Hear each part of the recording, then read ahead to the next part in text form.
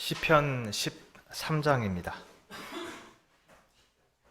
시편 13장 1절에서 6절 말씀인데요. 제가 읽겠습니다. 여호와여, 어느 때까지니까 나를 영원히 잊으시나이까? 주의 얼굴을 나에게서 어느 때까지 숨기시겠나이까?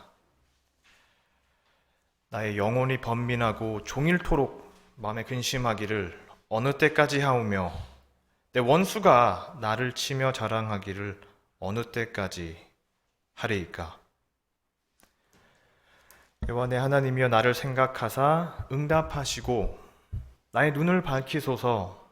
두렵건대 내가 사망의 잠을 잘까 하오며, 두렵건대 나의 원수가 이르기를 내가 그를 이겼다 할까 하오며, 내가 흔들릴 때에 나의 대적들이 기뻐할까 하나이다.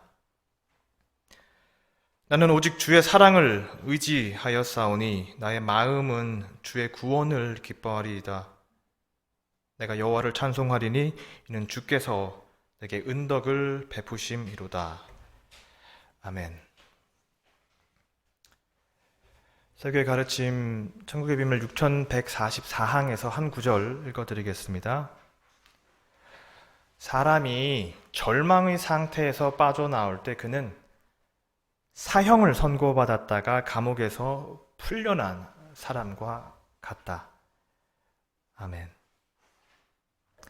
오늘 직접 교회에 나오시고 그리고 비대면으로 참석하시는 모든 분들께 많은 은혜가 있기를 바랍니다.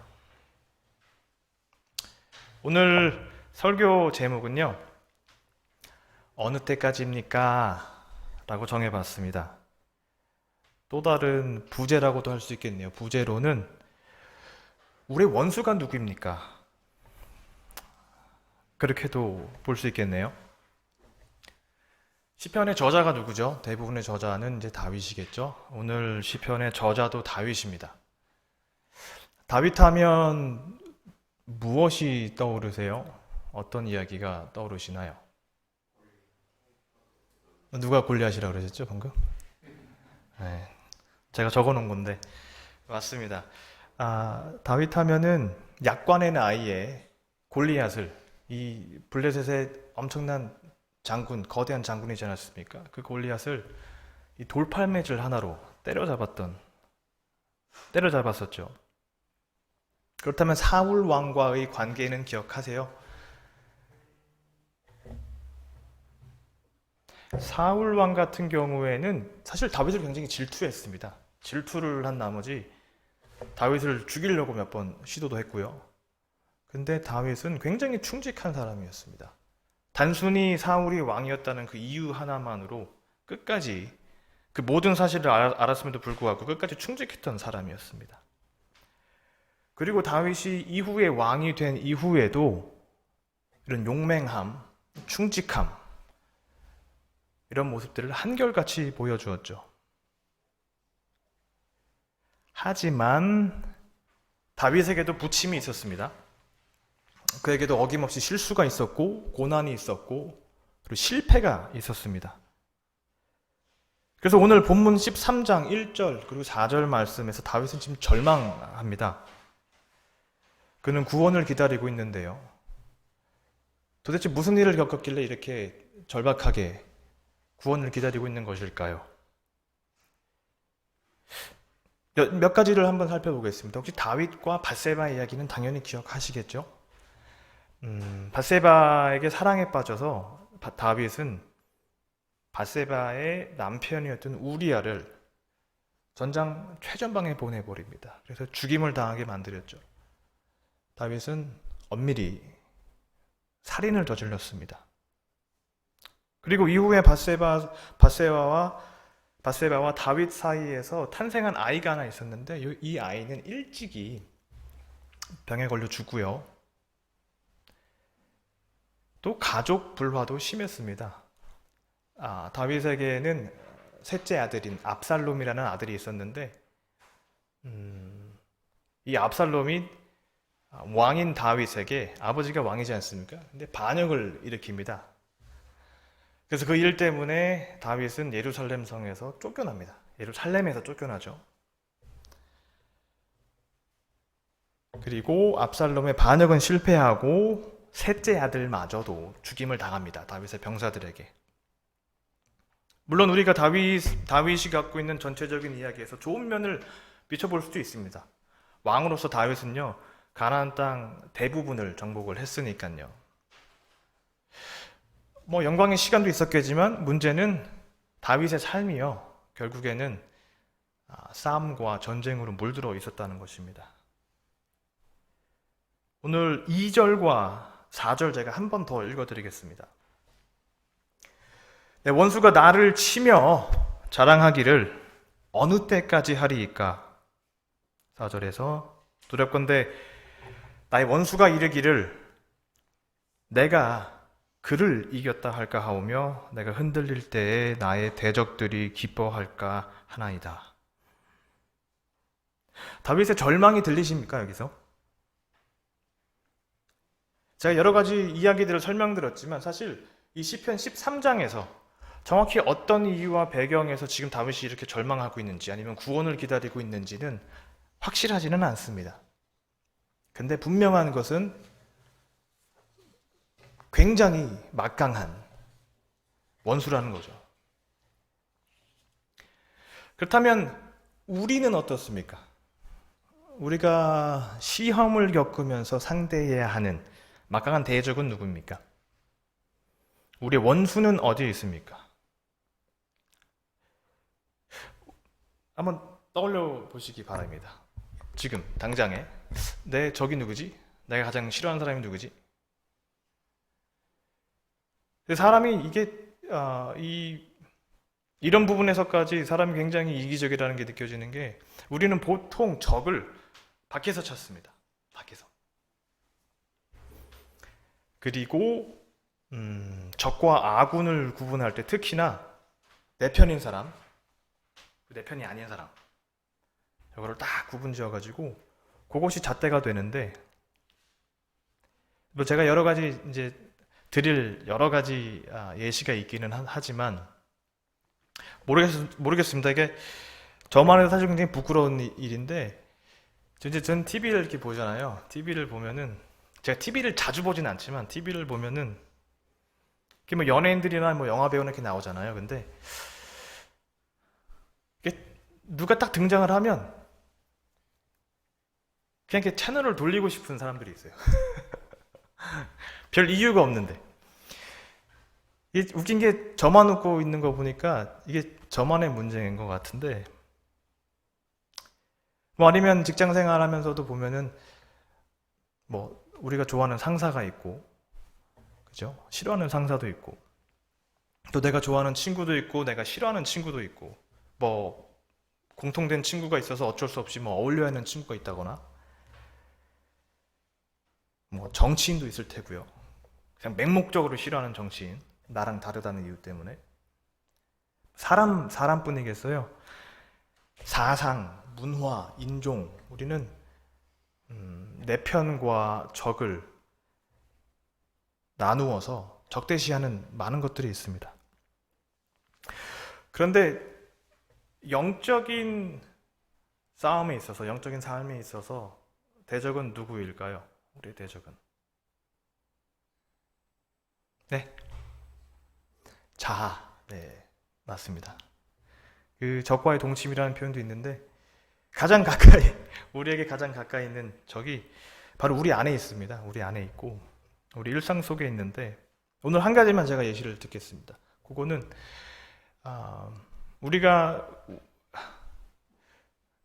우리에게 흘러들어오는 굉장히 많은 사고들이 있지 않습니까? 어떤 거는 저 밑에서, 지옥에서 올라오고, 어떤 좋은 생각들은 위에서 주님께서 주시고, 근데 이 나쁜 생각들이 우리 마음 속에 들어올 때, 그리고 생각이 들어오면 어쨌든 그것이 행동으로 드러나지 않습니까? 그럼 결국에 그런 것들이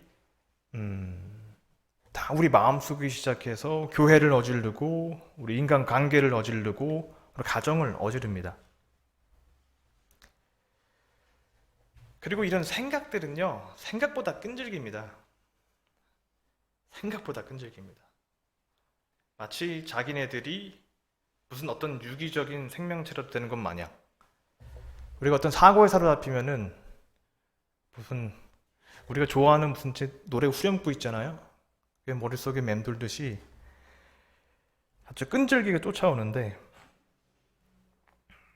우리가 그런 생각들에 걸려 넘어져서 자꾸 실패하고 자꾸 문제를 만들고 그럴 때는 오늘 이 시편 13장의 이 다윗의 고백이 그렇게 낯설지만은 않은, 아니면은 굉장히 익숙한 고백처럼 들릴 수도 있습니다.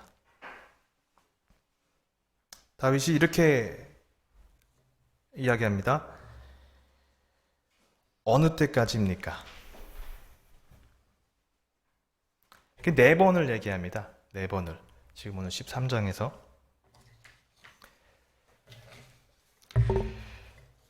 여기 자리한 교인분들 대부분이 오랫동안 신앙생활을 하셨죠. 신앙생활은 어떻습니까?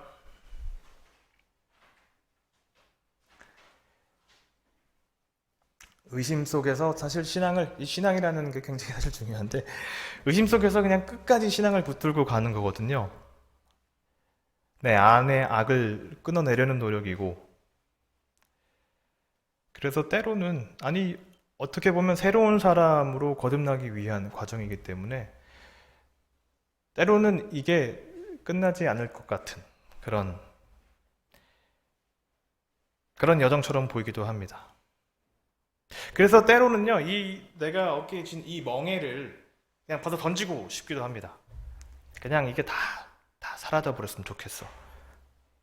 그리고 우리는 이때 굉장히 중대한 기로에 서게 됩니다. 그 기로는 무엇이냐면, 내가 포기할 것인가? 아니면은 조금 더 인내할 것인가? 기다리는 일이 그렇게 쉽지는 않습니다. 만약에 우리가 뻔한 일을 기다린다고 생각해 보겠습니다. 뭐 온라인에서 요즘에 물건 같은 거 주문하면 금방 오죠, 그죠? 빠르면 오늘 옵니다. 늦으면 내일 오후면 오고요. 아니면 뭐 월급날이나 연금날 이런 날 기다리는 것도 뭐 좋은 일이고. 근데 중요한 거는 보통 날짜가 정해져 있습니다. 우리가 이 세상 살면서 기다리는 많은 것들은 날짜가 정해져 있고 어떤 기한이 정해져 있어요. 그런데 영적인 기다림은 그렇게 쉽지가 않습니다. 이게 때로는 내가 뭐를 기다리는지도 모릅니다. 내 안에 있는 고통이 사라져 버리기를 원하는 건지, 누군가에 대한 미움이 사라지기를 원하는 건지, 아니면 거듭남이라고 하는 모호한 이 언어를, 이 표현이 어떻게든 이루어지기를 그냥 기다리는 것일 수도 있고요. 그래서 딱히 방법은 없습니다. 그냥 조금 더 기다리는 수밖에. 누가복음 13장에 한 여인이 등장합니다. 이 여인은 사탄의 영, 곧 거짓의 영에 사로잡혀 있었고, 그래서 몸까지 약해졌고요. 몸이 다 구부러져서 몸이 전혀 말을 듣지 않았습니다. 이 이야기는 우리가 갖고 있는 어떤 거짓된 생각이 우리를 가두어서 움직이지 못하게 하는지, 어떻게 우리가 앞으로 이렇게 나아갈 수 없게 만드는지, 그런 모습을 지금 그리고 있습니다. 하지만 주님은 이 여인을 치유하셨고요. 또 우리도 치유하십니다. 이 여인이 등을 펴고 자리에서 일어나 자유롭게 걷기까지 18년이라는 세월이 기다렸습니다. 물론 이 18이라는 숫자가 상징적인 숫자이기는 하지만, 때때로 우리의 기다림은 18년이라는 시간이 진짜 필요할 수도 있습니다. 물론 우리가 영적으로 고통받고 있다면 되도록이면 좀 짧았으면 좋겠네요. 승리를 그리고 치유를 조금 소망하셨으면 좋겠습니다. 소망이 없이 기다리는 삶 정말 가혹할 것입니다. 제가 오늘 말씀을 마지막으로 정리하면서 한 가지 질문을 다시 드리겠습니다. 여러분의 적은 누구입니까?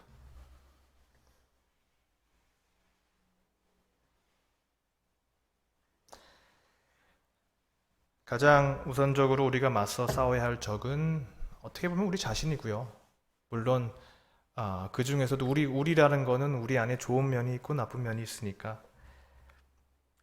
근데 오늘은 딱 한 가지만 초점을 맞췄으면 좋겠습니다. 뭐 자아라고 하면 악이라고 하면 거짓이라고 하면 끝도 없으니까요. 근데 지옥이 우리에게 가져다 주는 한 가지 생각, 마치 그것만이 정답이라고 생각하게 만들어서 그것이 아니면 안 될 것처럼 만드는 생각. 이번 한 주간은 그 한 가지 생각이 있다면 그 부분들을 생각해보고 묵상하시고 또 열심히 주님께 기도하며 살아가는 그런 시간이 되었으면 좋겠습니다. 그리고 시험과 절망의 끝에는 항상 평안이 찾아옵니다. 세계의 가르침 천국의 비밀 6144항에서는 사람이 절망의 상태에서 빠져나올 때를 다음과 같이 묘사합니다. 사람이 절망의 상태에서 빠져나올 때 그는 죽음을 선고받았다가 감옥에서 풀려난 사람과 같다.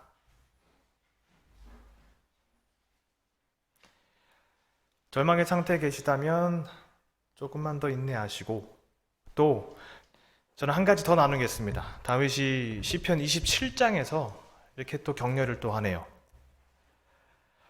너는 여호와를 기다릴지어다 강하고 담대하며 여호와를 기다릴지어다. 아멘. 다 같이 기도드리겠습니다.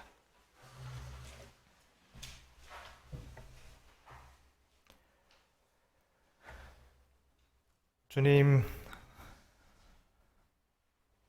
새로운 삶을 살기 위해 이곳에 나온 저희에게 용기를 주시옵소서.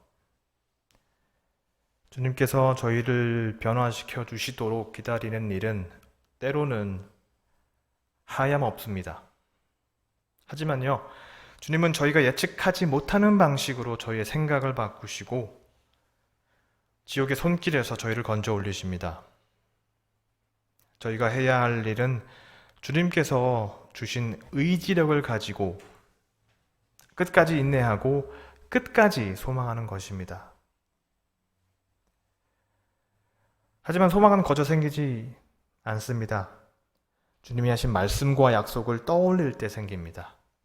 그러므로 저희가 성실히 주님의 말씀과 약속을 배우게 하옵시고 항시 깨어있게 하여 주시옵소서. 모든 말씀 주님의 이름으로 기도드리옵나이다. 아멘.